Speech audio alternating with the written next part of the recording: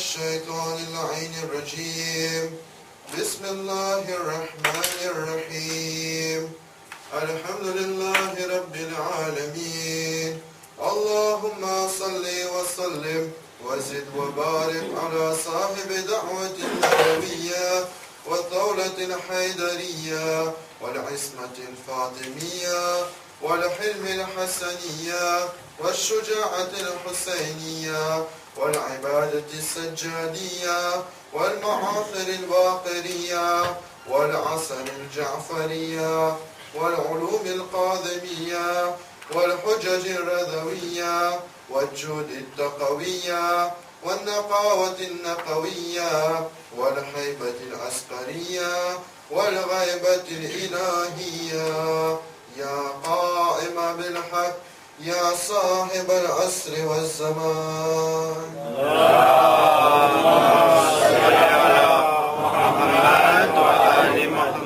أما بعد قال الله تبارك وتعالى في القرآن المجيد بسم الله الرحمن الرحيم أينما تكونوا يأتي بكم الله جميعا إن الله على كل شيء قدير. محمد صلوات اللهم صل على محمد وعلى محمد. Mes chers frères, mes chères sœurs, salam alaykum wa rahmatullahi wa barakatuh. Avant de commencer mon majlis, je tiens tout d'abord à m'excuser pour hier, car je n'ai pas réussi à respecter le temps qui m'était imparti et j'ai un peu dépassé. Du coup, Inch'Allah, aujourd'hui, j'essaierai de respecter le temps qui m'est imparti.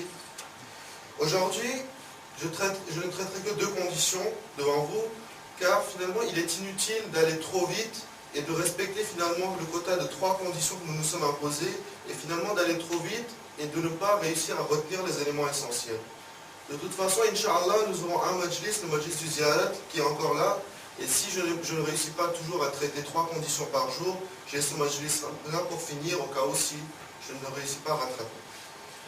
Nous sommes en train de discuter des 30 conditions que l'imam Zaman va nous imposer lorsque nous irons vers lui. Lorsque nous dirons, Ya Imam, nous voulons faire partie de votre société, Ya Imam, nous voulons faire partie de vos partisans. Sur la base du verset numéro 148 du Surah Al-Baqarah, où Allah subhanahu wa ta'ala dit, Aynama takunu, où que vous soyez sur terre, que vous soyez sur la mer, que vous soyez sur l'air, que vous soyez même pas sur terre, que vous soyez sur une autre planète, où que vous soyez, Ya'ati bikumullahu jami'a, Allah vous ramènera tous vers lui. Inna Allah ala kulli shay'in qadir, car certes, Allah détient le pouvoir sur toutes choses. Nous avons vu qu'ici, Allah subhanahu wa ta'ala a dit que lorsque le Qa'im apparaîtra, lorsque le Zuhur et Qa'im arrivera, Allah subhanahu wa ta'ala nous amènera vers lui. Et ensuite, ce sera notre devoir d'être justement tel que lorsque nous irons vers lui et que nous dirons, nous voulons faire partie de votre société, et que l'imam Zaman nous dira, voici mes règles, mes conditions, nous dirons instantanément, j'accepte, je suis capable de me fier et de suivre ces conditions et donc de faire partie de votre société. Nous en étions arrivés à la condition numéro 10. La condition numéro 10 que l'imam nous imposera est la suivante. L'imam nous dira, vous ne perdrez jamais espoir dans les difficultés. L'imam nous dit de toujours garder espoir et de ne jamais être désespéré. Pourquoi l'imam Zaman impose cette condition? C'est une promesse que l'imam prend de nous. C'est une promesse que vous ne perdrez jamais espoir. Pour quelle raison? Eh bien, nous avons la réponse dans le Coran al-Majid, Surat al-Zumar, ayat numéro 53. Allah subhanahu wa ta'ala dit, La taqnatu min rahmatillah. Ne désespérez pas de la miséricorde du rahmat d'Allah subhanahu wa ta'ala. Ensuite, comme Rasul Khuda sallallahu alayhi wa sallam l'a dit si bien, Inni tariqum fikum al-thaqalayn, qitab Allah wa idrati ahl bayti. Je vous laisse deux choses importantes après mon départ. Le livre d'Allah et mes ahl bayt. Donc ce n'est pas possible que je cite Coran et Majid et que bien sûr je ne cite pas un rivayat des ahl bayt. Donc pour appuyer cette condition et pour justement montrer pourquoi l'imam Zaman nous dira tu ne perdras pas espoir dans les difficultés, citons un rivayat d'imam Ali alayhi salam qui dit Al-Ya'su qunutu tafrid. Que veut dire l'imam? L'imam Ali alayhi salam dit le désespoir est la base et la racine qui peut mener jusqu'au blasphème. Que veut dire le blasphème? Le blasphème veut dire tout simplement, na'oudhu billah, dire n'importe quoi sur Allah subhanahu wa ta'ala. Un exemple tout simple. Parfois, lorsque nous sommes, je ne dis pas forcément nous, mais en général, lorsque nous sommes parfois dans des difficultés, lorsque nous sommes soit en difficulté financière, soit nous avons des problèmes dans la famille, etc., parfois, il y a des mots qui sortent de notre bouche que nous ne nous rendons pas compte de ce que nous disons. Parfois, nous disons, ah, de toute façon, Allah, il ne m'aime pas. De toute façon, Allah ne me regarde pas. Il ne regarde qu'un tel ou un tel. Moi, il ne s'occupe même pas de moi. Ça, c'est une forme de blasphème. Car une des qualités d'Allah subhanahu wa ta'ala, c'est Sami'ul Basir. Ça veut dire quoi? Qu'il est l'essence même de la vue et de l'entendre. Il est impossible qu'Allah n'entende pas quelqu'un faire doigt. Il est impossible qu'Allah néglige quelqu'un. C'est une des qualités qui est indissociable de l'essence de Allah subhanahu wa ta'ala. Le fait que nous, lorsque nous devenons désespérés, nous disons, ah, Allah n'écoute même pas mes doigts. C'est une forme de blasphème qui peut même mener à un gouvernement qui est très grave, qui s'appelle le shirk. C'est pour ça que l'imam Zaman dira, vous ne perdrez pas espoir dans les difficultés. Nous avons donné l'exemple du Coran Majid et de l'imam Ali alayhi salam. Prenons une illustration de cela dans la vie aujourd'hui.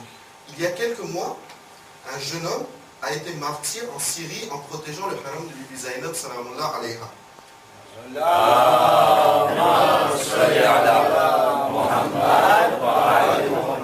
Ce jeune homme avait déjà écrit une lettre à l'intention de sa mère et avait dit que si je meurs, envoyez cette lettre à ma mère.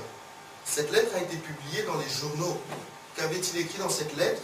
Il avait écrit « Ô mère, lorsque je suis parti de la maison dans le but justement de protéger le haram de Bibi Zainab salamullah alayha de ces mécréants de l'État islamique, tu m'avais dit « Ô mon fils, rappelle-toi d'une chose, rends-moi lorsque le jour du jugement arrivera et que je serai face à Bibi Sayyida Fatima Zahra salamullah alayha,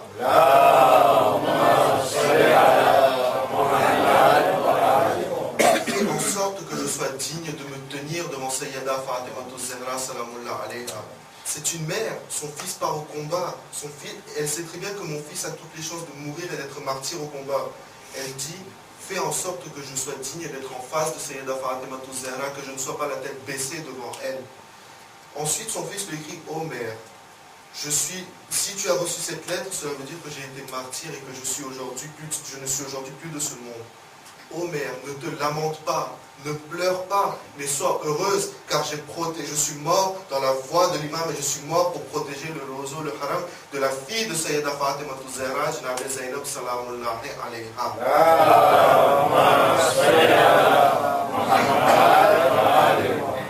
Voilà tout simplement ce que l'imam nous demande, une volonté à toute épreuve.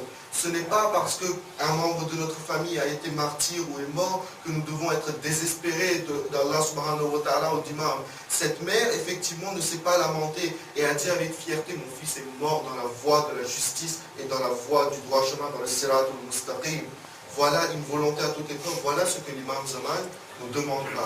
Ne pas être désespéré, car cela peut mener au blasphème et cela peut mener à dire na'oudhu billah, n'importe quoi sur Allah subhanahu wa ta'ala, et peut mener au guna du shirk, ce qui est contraire bien sûr au principe même de la société d'imam Zaman. Ensuite, la deuxième et la dernière condition que nous traiterons aujourd'hui, l'imam Zaman, 11e condition, l'imam dira, vous ne poursuivrez pas un ennemi qui est en fuite et vous n'oppresserez pas un prisonnier. Avant de développer sur cette condition-là, je voudrais vous dire trois choses. Du temps de Rasul al-Khuda, ce sont des principes de Rasul al-Khuda. Le premier principe de Rasul al-Khuda, en guerre, dans le cadre de la guerre, Rasul al-Khuda a toujours dit que la bataille, la guerre se limite au champ de bataille. Tout ce qui est en dehors du champ de bataille, il n'y a plus de guerre. D'où nous avions vu la condition numéro 9 hier. Vous ne tuerez pas les innocents. C'est la même chose. Voilà le principe de Rasul al-Khuda sallallahu alayhi wa sallam. Il dit que la guerre se limite au champ de bataille, c'est-à-dire que vous n'irez pas plus loin. Vous faites la guerre juste jusqu'au champ de bataille. Dès que vous sortez du champ, il n'y a plus de guerre. Deuxième principe de Rasul al-Khuda sallallahu alayhi wa sallam,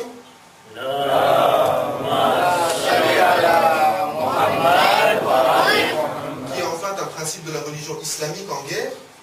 Nous nous savons que dans la religion islamique, chaque péché a sa punition qui est bien déterminée. Par exemple, en ce qui concerne le vol, lorsque un musulman commet un vol, tout d'abord, la première punition, c'est une amende. Ensuite, il y a ce qu'on appelle une récidive, c'est-à-dire s'il n'arrête pas de voler alors qu'on lui dit constamment arrête de faire, ensuite, la punition extrême, c'est de lui couper les doigts.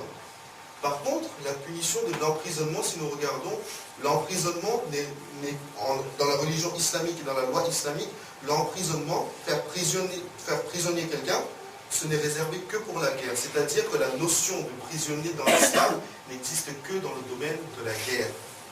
Deuxième principe. Le dernier principe, avant de développer sur cette condition-là, c'est que aujourd'hui, lorsqu'il y a une guerre entre pays et qu'il y a des prisonniers de guerre, les prisonniers sont remis à l'État. Dans le temps de Rasul al-Huda et dans la religion islamique, ce n'était pas comme ça. Avant, c'est celui qui capture le prisonnier qui a, si on veut, l'autorité sur le prisonnier. C'est-à-dire, c'est lui qui va décider. C'est-à-dire, je l'ai capturé, il est à moi. Je ne le donne à personne, ce prisonnier. Ce n'est pas j'en fais ce que je veux. Il y a deux solutions avec les prisonniers. Soit on le tue sur le champ. Si j'ai fait prisonnier quelqu'un, soit je le tue sur le champ, soit je le fais faire mon esclave. Je vais devenir mon esclave. Et dans ce cas-là, lorsque nous faisons devenir un prisonnier esclave, là aussi, le Rasul al-Huda édite des règles bien spécifiques. D'où la condition de l'imam, vous n'oppresserez pas un prisonnier. Pour illustrer cette condition-là, nous devons remonter à la première guerre de l'islam, c'est-à-dire Jang Badr. Lorsque Jang Badr fut terminé et que Rasul et ses compagnons gagnèrent la guerre contre les mécréants de Makkah, il y a eu des prisonniers de guerre. Le Rasul al-Huda, lorsque ces prisonniers ont voyagé avec le Rasul al-Huda, ils sont revenus à Madina, quelque temps après, ces prisonniers, juste en voyant le comportement de Rasul al-Huda, se sont convertis à l'islam. Quelque temps après, un des partisans demanda à un des anciens prisonniers, ô ancien prisonnier, dis-moi, on t'avait fait prisonnier de guerre, c'est-à-dire que tu étais prisonnier finalement de l'armée de Rasul al-Huda. Alors en théorie, tu devrais détester Rasul al-Huda, car il t'a fait prisonnier, finalement son armée t'a fait prisonnier. Alors explique-moi pourquoi tu t'es converti à la religion de l'islam, pourquoi aujourd'hui tu es un partisan et tu suis Rasul al-Huda. Ce prisonnier répondit, écoute, lorsque j'étais prisonnier de guerre après Jang Badr, durant tout le temps où j'étais prisonnier, je n'ai jamais eu l'impression d'être un prisonnier. Pourquoi? Car lorsque Jang Badr fut terminé et que nous étions là en tant que prisonniers, le Rasul al-Huda dit à ses partisans, ceux qui ont capturé des gens et qui les font prisonniers, ne les attachez pas, n'attachez pas de cordes à leurs mains, ne les attachez pas et occupez-vous-en correctement. Ensuite, il dit, durant tout le trajet du champ de bataille de Badr jusqu'à Madina, nous n'avons jamais eu ni faim ni soif. Toute la nourriture et toute l'eau qu'ils avaient, ils la partageaient équitablement avec nous. Nous étions prisonniers, ils étaient nos maîtres, nous étions leurs esclaves, mais ils partageaient équitablement leur nourriture et leur eau avec. Ils n'ont jamais eu la sensation de faim ni de soif.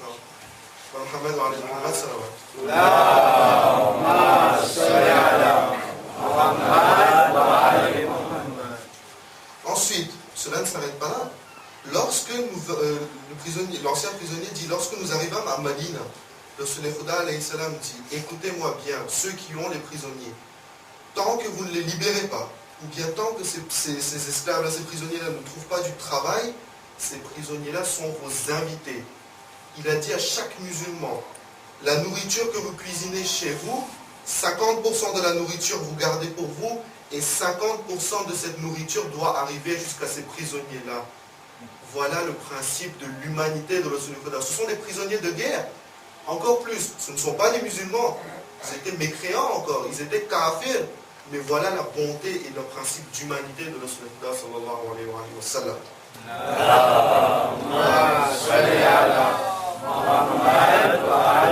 Et cette dernière partie est vraiment marquée d'une pierre. Et nous voyons que l'imam al-Zaman va suivre les principes de Rasul. Et s'il suit les principes de Rasul, ce qui va être le cas, voilà qui sera notre imam al-Zaman. En dernier lieu, dans Rasul al-Huda, que dit-il? Il dit, si vous voyagez avec un prisonnier et que vous n'avez qu'une monture, par exemple, vous n'avez qu'un cheval ou qu'un chameau, si vous voyagez avec un prisonnier, vous faites monter le prisonnier sur la monture et marchez vous. Ne montez pas sur la monture sous prétexte que vous êtes le maître et il est prisonnier. Faites-le monter sur la monture, ne le faites pas marcher. Vous prenez la peine de marcher, mais lui ne le faites pas marcher. Voilà le principe d'humanité de Rasul Khuda envers un prisonnier de guerre, je vous le rappelle. Envers quelqu'un qui était encore mécréant, je vous le rappelle. Voilà le principe d'humanité qui sera suivi par Imam Zaman, d'où sa condition numéro 11. Vous ne courrez pas derrière un ennemi en fuite qui a lâché son arme et qui est parti, parce que cela aussi est un principe de guerre de Rasul Khuda. Tant que tu es face à un ennemi qui a son arme, combat. Dès qu'il a lâché son arme, le combat est terminé. Tu n'as pas le droit de le poursuivre alors qu'il n'est pas armé. Voilà le principe donc de Rasul Khuda sallallahu alayhi wa sallam qui sera suivi par notre Imam Zaman, ajalallahu ta'ala farajahu sharif. Donc pour terminer mon majlis, cette troisième condition que j'avais prévue pour aujourd'hui, Inch'Allah, je vous la dirai demain, avec deux autres conditions. Donc pour terminer mon majlis, bien sûr, toujours, hadith de Imam Zaman, ajalallahu ta'ala farajahu sharif. Aujourd'hui, le hadith que je vais vous présenter est tiré de Bihar al-Anwar, volume 53, page 175. L'Imam Zaman nous dit: nous sommes informés de tous vos actes et rien ne nous est caché. L'Imam Zaman montre son ilm et règne, que vous ne pourrez pas nous mentir en nous disant: ah non, nous n'avons pas fait ça. L'Imam Zaman, dès qu'il nous verra, il sait très bien ce que nous avons fait, ce que nous n'avons pas fait, ce que nous avons fait de bien, ce que nous avons fait de mal. Mais cela ne nous empêchera pas de nous accepter, même si nous avons fait des gounas. Nous avons déjà débattu sur cela. Inch'Allah, je vous présenterai la suite demain. Bismillahirrahmanirrahim. Innama yuridullahu liyudhhiba ankum al-rijsa ahla al-bayt wa yutahhirakum tathira.